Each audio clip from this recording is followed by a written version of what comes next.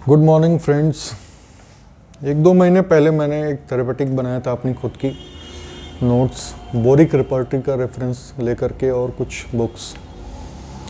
Almost boric सारे symptoms अपने में कंबाइंड की रहती है और बाकी बुक्स रेफ़र करिए तो लगभग वही चीज़ें मिलती हैं। तो बोरिक अपने आप में अगर सेक्टर लेवल पे प्रिस्क्रिप्शन करना है तो कंप्लीट बुक है। इस नोट्स को मैं इसलिए शेयर कर रहा हूँ क्योंकि इससे काफ़ी फ़र्क आया है, रिज़ल्ट में काफ़ी फ़र्क आया है। अभी तक मैं इसको मगअप नहीं कर पाया, मेमोराइज़ नहीं कर पाया, इसलिए ऐसे बोल तो नहीं सकता, देख कर ही बोलूँगा। लेकिन अगर आप इसको समझ सकते हैं और बोरिक से फिर से रेफरेंस ले सकते हैं तो एक्ने या चेहरे में जो इरप्शंस होते हैं उसमें आपको बहुत ज़्यादा हेल्प मिलेगी। तो चलिए शुरू करते हैं। इसमें सबसे पहली दवा है एब्रोटिनम। तो इसमें चेहरे पे दाने निकलते हैं, इरप्शंस होते हैं जो कि सप्रेस हो जाते हैं। मान लीजिए कोई क्रीम लगा लिया आपने या कुछ भी करके उसको सप्रेस कर लिया दवा खा करके, और उसके बाद इरप्शंस तो चले गए, लेकिन जो स्किन है वो पर्पल कलर में एक दाग रह जाता है चेहरे पे, और जो स्किन रहती है फ्लैबी रहती है, लूज रहती है, ये सब ढीला ढीला मालूम देगा। अगली दवा देखते हैं एकिलिफा इंडिका। तो ईचिंग और सर्कमसाइज्ड फरंकल जैसी स्वेलिंग रहती है। तो फरंकल क्या होता है कि पस होता है, बॉयल होता है, पस से भरा हुआ रहता है जो कि बहुत ज़्यादा पेनफुल रहता है, ख़ास तौर से हेयर रूट पे। तो आदमियों के दाढ़ी में देखेंगे हेयर रूट पे अगर उस तरह के फरंकल निकले हुए हैं, पेनफुल हैं, पस भरा हुआ है। महिलाओं के सर के बाल पे अगर ऐसा है तो ऐसी कंडीशन में आपका एकिलिफा इंडिका। एसिटिक एसिड की बात करें तो इपिथीलियोमा में इसका प्रयोग तो मैंने नहीं किया, लिखा था, मैंने नोट बनाया था तो बता दे रहा हूँ। इपिथीलियोमा ऑफ लिप्स, होठ पे जो एपिथीलियोमा होता है, एक टाइप का कैंसर रहता है जो धीरे धीरे बढ़ता है। अगली दवा देखते हैं वो है एगेरिकस। तो इसमें जो पिंपल्स होते हैं वो एकदम कड़े रहते हैं, हार्ड रहते हैं, जैसे फ्लिया बाइट, कीड़े ने काट लिया हो, और सूज के बड़ा होता है, छूने पे एकदम हार्ड रहता है, मिलेरी इरेप्शन, और उसमें बहुत ज़्यादा ईचिंग और बर्निंग रहती है एगेरिकस के पिंपल्स में।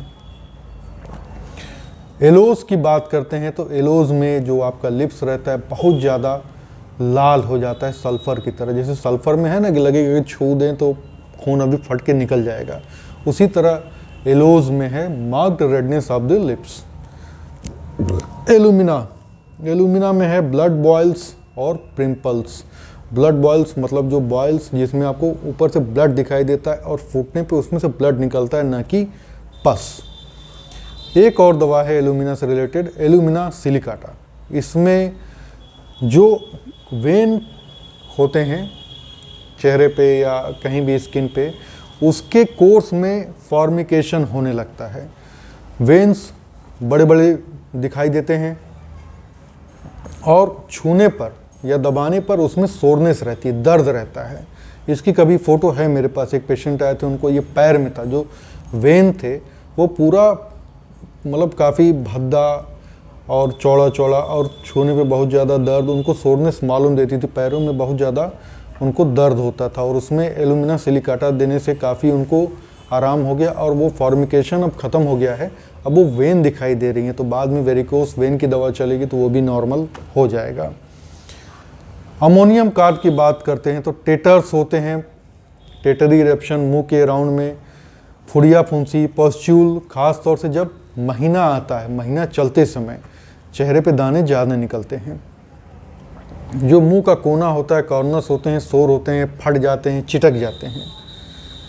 अगली दवा है अमोनियम म्यूरेटकम। तो इसमें इन्फ्लामेटरी इरप्शन रहता है चेहरे पर, मुंह में, लिप्स पे, और उसमें सोरनेस रहती है, जलन भी होती है। अगली दवा देखते हैं वो है एंटीमक्रूड।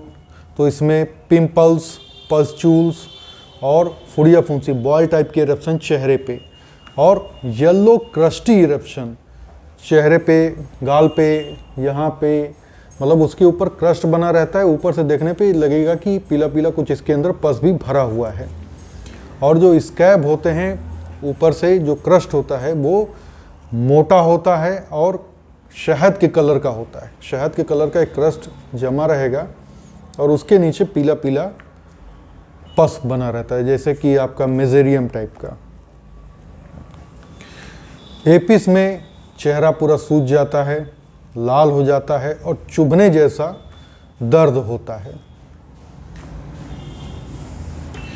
आर्निका की बात करें तो एक्ने जो होता है वो बहुत ज़्यादा कैरेक्टरिस्टिक होता है, और जो आर्निका का सबसे कैरेक्टरिस्टिक सिम्टम होता है एक्ने का, सिमेट्रिकल डिस्ट्रीब्यूशन। अभी एक वीडियो में शायद मैंने डाला था, ये दोनों तरफ एक बराबर दिखेगा, जैसे जिस डिजाइन में इस तरफ रहेगा उसी शेप में इस तरफ सिमेट्री रहती है एक्ने या पस्ट्यूल्स के डिस्ट्रीब्यूशन में।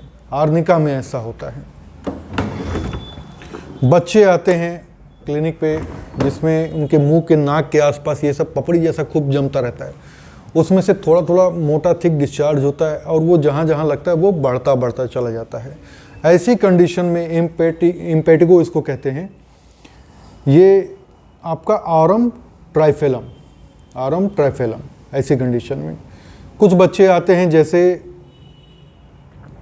जावड़ जिसको कहते हैं हम लोग यहाँ पे, सिबोरिया टाइप का इरप्शन होता है, सर पे ज़्यादातर वो होता है, पपड़ी जैसा निकलता है। जो छोटे बच्चे जस्ट न्यू बॉर्न होते हैं 1 साल के कम एज के, इन बच्चों के लिए आपका मेडिसिन है एस्टेकस फ्लेवस, और एस्टेकस फ्लेवस आपका अर्टिकेरिया में भी बहुत अच्छी दवा है।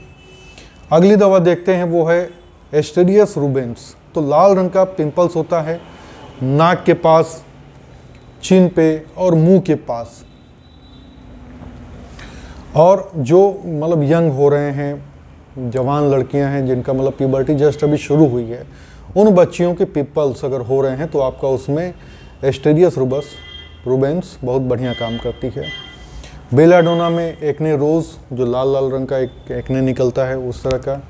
बेंजोइक एसिड में जो चेहरे पे कॉपर कलर्ड स्पॉट हो जाते हैं, लाल रंग के स्पॉट होते हैं, छोटे छोटे उसमें ब्लिस्टर दिखाई देते हैं और चेहरा सर्कल में लाल रहता है ऐसे। बर्बेरिस एक्विफोलियम में पिंपल जो होता है ड्राई होता है, रफ होता है और स्केली होता है। अगली दवा देखते हैं, वो है बोरेक्स। तो चेहरा सूजा रहता है, पिंपल्स भी सूजे रहते हैं, और ख़ास तौर से जो पिंपल्स निकलते हैं वो नाक पे और लिप्स पे, बोरेक्स में नाक पे और लिप्स पे। बोविस्टा का जो एक्ने होता है वो वर्ष होता है समर वेदर में, गर्मी के मौसम में दाने बहुत निकलने लगते हैं चेहरे पे, और ख़ास तौर से वो लोग जो बहुत ज़्यादा कॉस्मेटिक यूज़ करते हैं। कॉस्मेटिक के साइड इफ़ेक्ट्स के लिए आपकी बोविस्टा एकमात्र मेडिसिन है जो बहुत बेहतरीन तरीके से काम करती है। कैलकेरिया सल्फ में पिंपल्स होते हैं और पस्चुलार इरप्शन होता है, चेहरे पे पीला पीला पस जमा रहता है।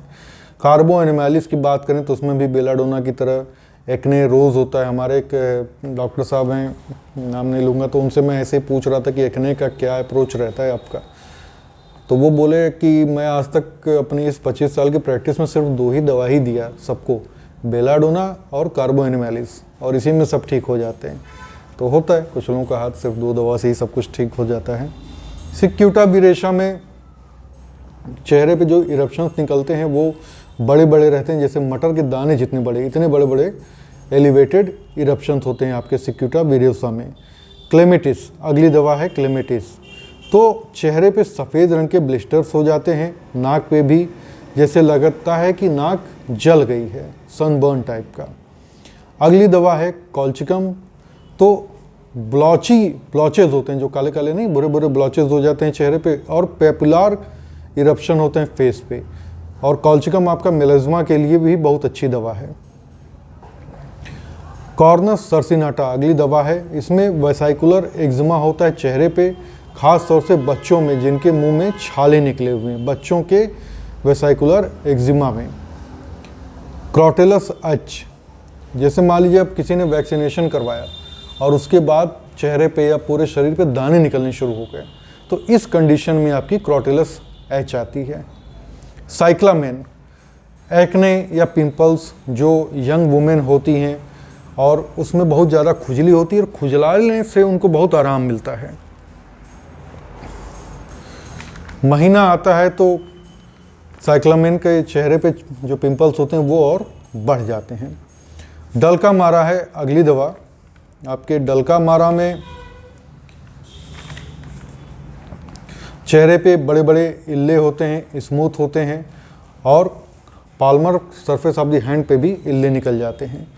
अगली दवा है ग्रेफाइटिस। तो ईचिंग पिंपल्स होते हैं, नाक पे एक्जिमाटस इरप्शंस निकलते हैं, मॉइस्ट एक्जिमा मुंह के आसपास होठ पे रहता है जिसमें से हनी कलर का चिपचिपा पदार्थ निकलता है। अगली दवा है हिपरसल्फ। तो हिपरसल्फ में जो मिडिल ऑफ लोअर लिप है वो क्रैक्ड रहता है, ये चीज़ फटी फटी रहती है, और नौजवान बच्चों में जो दाने निकलते हैं। तो ये था एक्ने। एक बाकी दवाएं मैं अगले पार्ट में लूँगा, बहुत लंबा वीडियो हो जाएगा। तो ये 8, 10, 15 दवाएं थी एक्ने की। Thank you.